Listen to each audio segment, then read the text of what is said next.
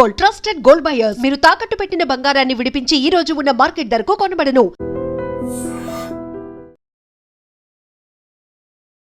నమస్తే, welcome to Indian social spotlight with Kavitha.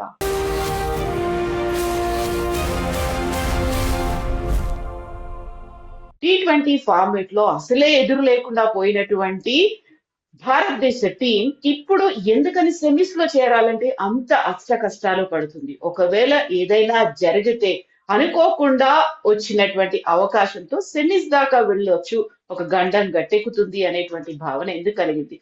Selectors ఏమైనా తప్పు చేస్తున్నారా? టీమ్ లోనే మార్పులు చేర్పులు రావాల్సిన అవసరం ఉందా? మనతో పాటుగా ఉన్నారు commentator and sports analyst Venkatesh గారు. సార్ నమస్తే. నమస్తే కవిత గారు. సో మనం పాకిస్తాన్ తో ఇండియా మ్యాచ్ గురించి మాట్లాడుకున్నప్పుడు బోల్డ్ అంత హైప్ ఉంది, బట్ అనుకున్నంతగా లేదు అనేటువంటి ఒక కంక్లూజన్ కి వచ్చాము. ఇప్పుడు జరుగుతున్నటువంటి ఇది నాకౌట్ స్టేజ్, సూపర్ 8 కి రావాలి, ఆ తర్వాత సెమీఫైనల్స్ కి వెళ్ళాలి అంటే ఎందుకు అష్ట కష్టాలు పడుతున్నారు? అయ్యా, దానికి 2-3 రీజన్స్ ఉన్నాయండి. ఫస్ట్ అండ్ ఫార్మోస్ట్ ఏంటంటే మన టాప్ ఆర్డర్ లో ప్రాబ్లం కనిపించింది మనకి. అటు అభిషేక్ శర్మ కానీ తిలక్ వర్మ ఇద్దరు కూడా మనకి ఆశించిన స్థాయిలో పర్ఫామ్ చేయకపోవడం ఏంటంటే మనకి టాప్ లో కాస్త డిస్టర్బెన్స్ కనిపించింది. ప్రతి మ్యాచ్ లో కూడా మనం మంచి స్టార్ట్ అందుకోలేని పరిస్థితి మనకు కనిపించింది. పవర్ ప్లేలో యాక్చువల్లీ మన స్ట్రెంత్ ఏంటంటే ఇండియన్ టీమ్ స్ట్రెంత్ పవర్ ప్లేలో మ్యాక్సిమైజ్ చేయడం, కానీ పవర్ ప్లే మనం సరిగ్గా యూటిలైజ్ చేయకపోవడం, పవర్ ప్లేలో ఎక్కువ వికెట్లు కోల్పోవడం, దానివల్ల మిడిల్ ఆర్డర్ మీద ప్రెషర్ పడడం, ఇది మనం ఈ వరల్డ్ కప్లో మనం చూస్తున్న ఒక కొత్త issue. Particularly Abhishek Sharma poor form, ఆడిన 4 మ్యాచ్ల్లో కలిపి 15 రన్స్ చేశాడు, దాంట్లో 3 డక్స్ కూడా ఉన్నాయి. అది తర్వాత తిలక్ వర్మ రన్స్ చేస్తున్నాడు కానీ ఆ స్ట్రైక్ రేట్ చాలా దారుణంగా పడిపోవడం, ఇది మన ఇబ్బంది పెట్టింది.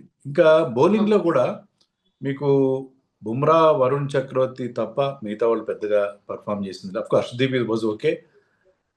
ఈవెన్ వరుణ్ చక్రవర్తి ఎప్పుడైతే సౌత్ ఆఫ్రికా మీద ఫెయిల్ అయ్యాడో అది మనకి చాలా కాస్ట్లీగా పరిణమించింది. సో ప్రీ టోర్నమెంట్ ఇండియా చాలా హాట్ ఫేవరెట్గా బరిలోకి దిగింది, కానీ పర్ఫార్మెన్స్ చూస్తే ఏంటంటే మనం ఆశించిన స్థాయిలో రాని పరిస్థితి మనం చూస్తున్నాం.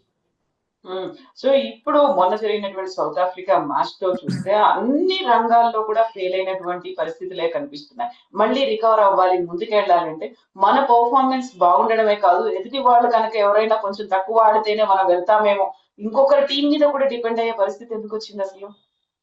అదేనండి, ఇప్పుడు మనం గ్రూప్ స్టేజ్ లో ఆడిన టీమ్స్, అది యుఎస్ఏ కావచ్చు, నెదర్లాండ్స్, నమీబియా, ఈవెన్ పాకిస్తాన్, అవి అంత హై క్వాలిటీ టీమ్స్ కాదు. పాకిస్తాన్ కూడా మనకు తెలుసు, పాకిస్తాన్ ఎంత ఇన్కన్సిస్టెంట్గా ఆడతారనేది మనకు తెలుసు.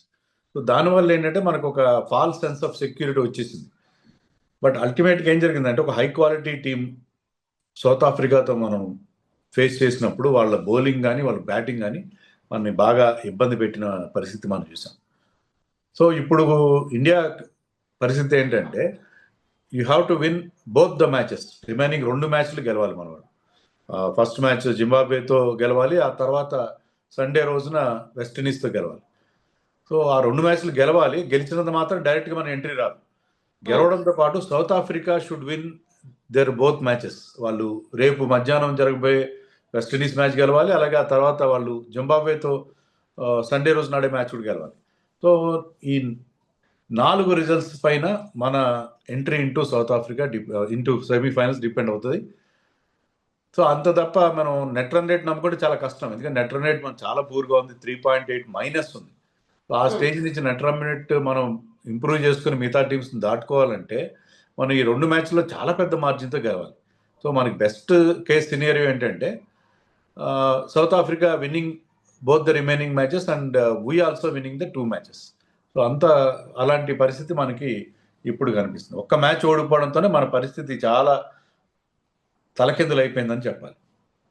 సో ఇప్పుడు విరాట్ కోహ్లీ లేకపోవడం, ఆయన లేని లోటు, ఆ వెలితి అనేది చాలా క్లియర్ గా కనిపిస్తుంది. అలాంటి విరాట్ కోహ్లీ ఉండాలి, లేకుంటే అలాంటి ఆటగాడే మనకు ఉండాలి అనేది నిజంగా రీప్లేస్మెంట్ లేకుంటే ఆయన లాంటి ఆటగాడు మన దగ్గర ఉన్నారంటారా? యా, ఇదేనండి. ఇప్పుడు Virat Kohli cannot go on for ever కదా. ఇప్పుడు విరాట్ కోహ్లీ కానీ మరి ఏ ప్లేయర్ కానీ వాళ్ళు ప్రతిసారి ఆడే అవకాశం ఉండదు, యంగ్స్టర్స్కి అవకాశం ఇవ్వాలి. ఇక్కడ ఏంటంటే ఇప్పుడు ప్రజెంట్ జనరేషన్ క్రికెటర్స్కి ఆ పేషెన్స్ కానీ టెంపర్మెంట్ కానీ లేకపోవడం అనేది కనిపిస్తుంది. నాట్ ఓన్లీ విరాట్ కోహ్లీ అని కాదు, Virat Kohli kind of game ఆడలేకపోతున్నారు. ఏంటంటే మీకు వీళ్ళ టెండెన్సీ ఎలా ఉందంటే ఒక 2-3 డాట్ బాల్స్ ఆడగానే వాళ్ళకి ఆ ప్రెషర్ ఫీల్ అవుతున్నారు. ఒక రిలీజ్ షాట్ అని చెప్పి గాల్లోకి బాల్ కొడుతున్నారు. అది బౌండరీ వెళ్తేనో సిక్సర్ వెళ్తేనో పర్లేదు, కానీ అది క్యాచ్గా వెళ్ళింది అనుకోండి వాళ్ళు పెవిలియన్కి వెళ్ళిపోతున్నారు. సో వీళ్ళకి ఆ పేషెన్స్ లేకపోవడం, తర్వాత ఇన్నింగ్స్ని బిల్డ్ చేయడం, గేమ్ని డీప్గా తీసుకెళ్ళడం. ధోని కానీ విరాట్ కోహ్లీ కానీ వాళ్ళు నమ్మింది ఏంటంటే ఒకవేళ మీరు 2-3 వికెట్లు పడినా కూడా గేమ్ని డీప్గా తీసుకెళ్ళాలి. డీప్గా తీసుకెళ్ళి you should have confidence in your ability and your teams ability. దానికోసం డీప్గా తీసుకెళ్ళి ఇంకా 2-3 ఓవర్లు ఉన్నాక అప్పుడు గేర్లు మార్చి అప్పుడు వీలైతే విక్టరీ కోసం వెళ్ళాలి. అలా కాకుండా వీళ్ళు ఏం చేస్తారంటే ఒకసారి ఎప్పుడైతే ఆస్కింగ్ రేట్ పెరిగిపోతుందో they are trying to play some big shots. అవి అన్నిసార్లు కుదరవు. సో ఆ పేషెన్స్ లేకపోవడం, ఆ ఇన్నింగ్స్ బిల్డ్ చేసుకోవడం, ఆ సింగిల్స్ టూస్ తీసే ఆ స్కిల్ లెవెల్స్ మర్చిపోయారు, కంప్లీట్గా మర్చిపోయారు. వీళ్ళు ఐపీఎల్ వల్లనండి, లేకపోతే జనరల్గా ఇండియాలో ఫ్లాట్ వికెట్స్ మీద ఆడి మనం ఇంతకుముందు ఆడిన బైలేటరల్స్ అన్నీ కూడా ఈ వరల్డ్ కప్కి లీడప్గా మనం ఆడిన బైలేటరల్స్ అన్నీ కూడా ఫ్లాట్ వికెట్స్ మీద ఆడాం. 200-250 చేయడం అలవాటు అయిపోయింది మనం. సో మనం షాట్లు కొడతాము, 4లు కొడతాం, 6లు కొడతాం, వాటి మీద మనం ముందుకెళ్తామని ఒక ఫీలింగ్తో వీళ్ళు ఉన్నారు. అలా కాకుండా ఎప్పుడైతే ఇక్కడ పిచెస్ ఈ వరల్డ్ కప్లో మనకి బౌలర్ ఫ్రెండ్లీగా స్లోయిష్ పిచెస్ ఉండడంతో దాని మీద అడ్జస్ట్మెంట్ ప్రాబ్లమ్స్ మనకి చాలా క్లియర్గా కనిపిస్తున్నాయి. సో ఈ టైప్ ఆఫ్ సిచ్యుయేషన్కి మన వాళ్ళు మెంటల్గా రెడీగా లేరేమో అని నాకు అనిపిస్తుంది.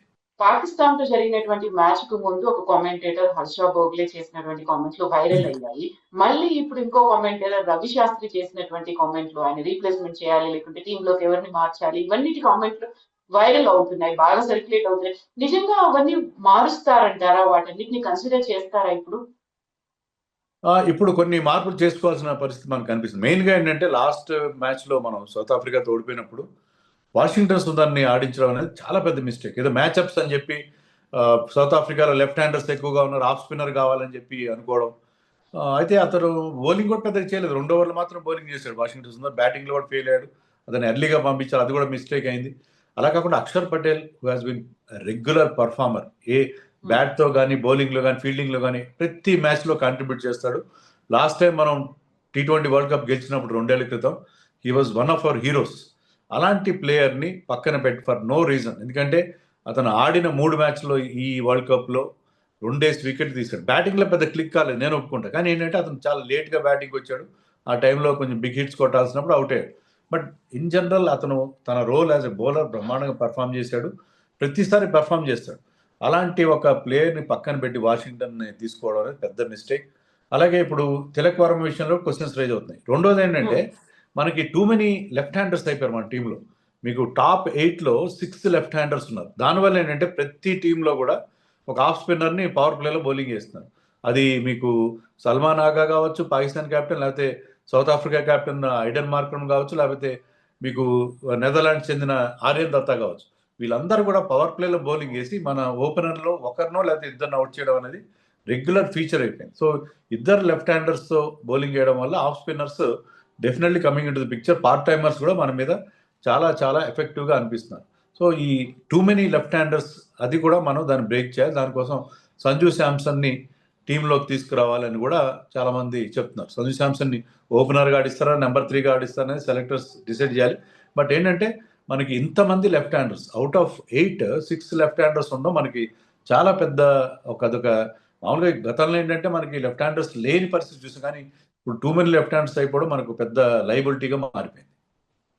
సో ఇప్పుడు వరుసగా 12 మ్యాచ్లు గెలుస్తూ వచ్చారండి. ఒక్క మ్యాచ్ ఓడిపోయినందుకే ఇన్ని రకాల అనాలిసిస్ చేస్తున్నారా?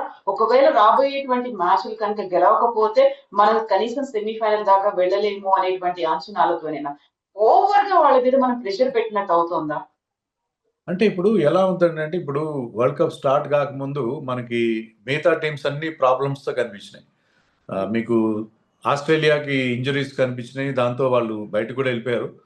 తర్వాత మీకు సౌత్ ఆఫ్రికా, ఇంగ్లాండ్ కొంతవరకు బెటర్గా కనిపించినాయి, వాళ్ళు దే ఆర్ డూయింగ్ వెల్. కానీ వెస్టిండీస్ లాంటి టీంని, జింబాబ్వే లాంటి టీంని ఎవరు కూడా పెద్ద సీరియస్ తీసుకోవాలి. కానీ Zimbabwe is performing very well.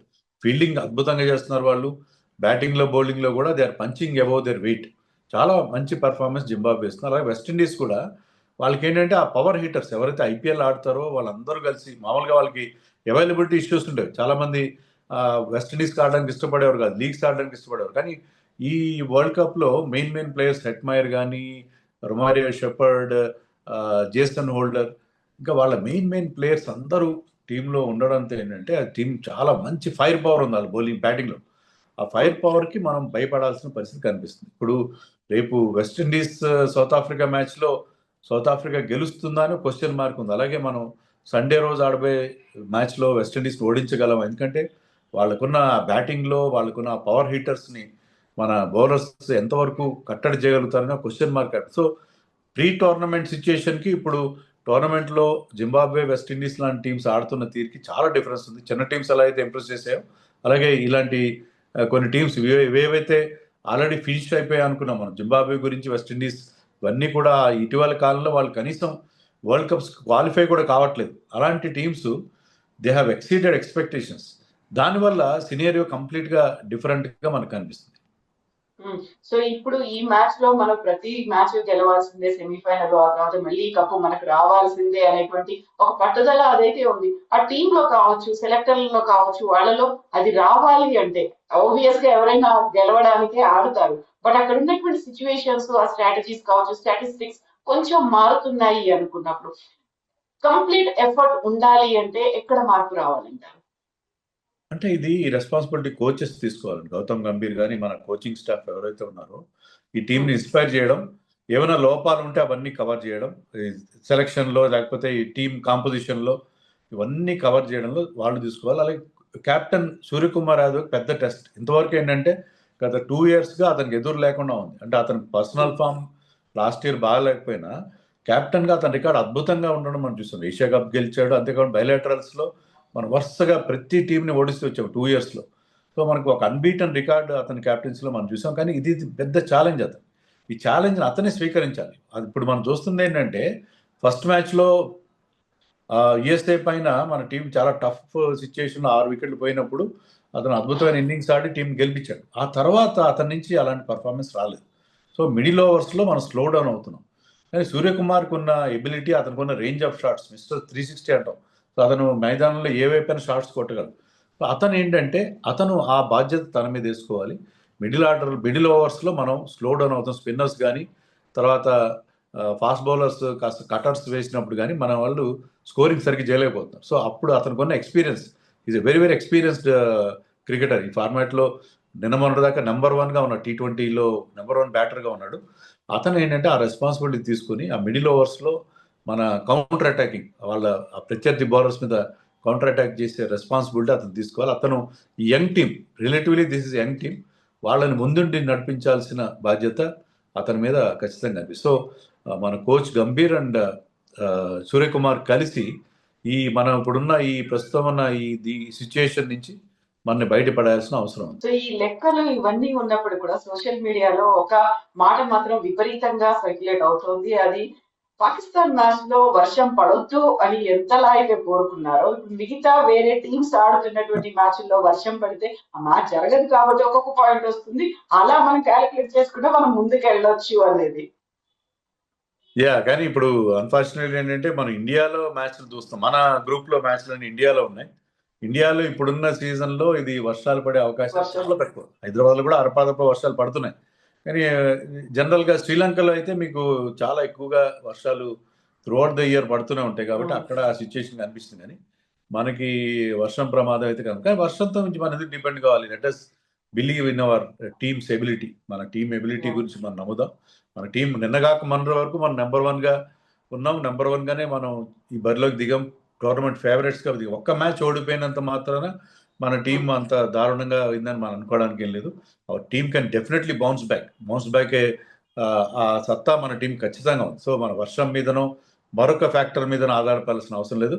All India has to do is win the 2 matches and wait for positive results from the remaining matches. దాంట్లో ఇప్పటికీ కూడా నేను అనుకోవడం ఐఎమ్ వెరీ మచ్ కాన్ఫిడెంట్ మన టీం ఖచ్చితంగా వెళ్తుంది అని నాకు నమ్మకం ఉంది. ఇలాంటి చిన్న చిన్న ప్రయోగాలు చేయడాలు, అనవసరంగా వాషింగ్టన్ తీసుకురావడం లేకపోతే ఇంకోళ్ళు తీసుకురావడం, ఇవన్నీ పెట్టుకున్నారు. రింకు సింగ్ ప్రస్తుతం వాళ్ళ ఫాదర్కి హెల్త్ బాగాలేదు కాబట్టి అతను లేడు. సో తిలక్ వర్మ, సంజు శాంసన్ ఇద్దరు ఆడే అవకాశం ఉంది. ఇది ఒకంగా వాళ్ళకు కూడా ఒక అవకాశం.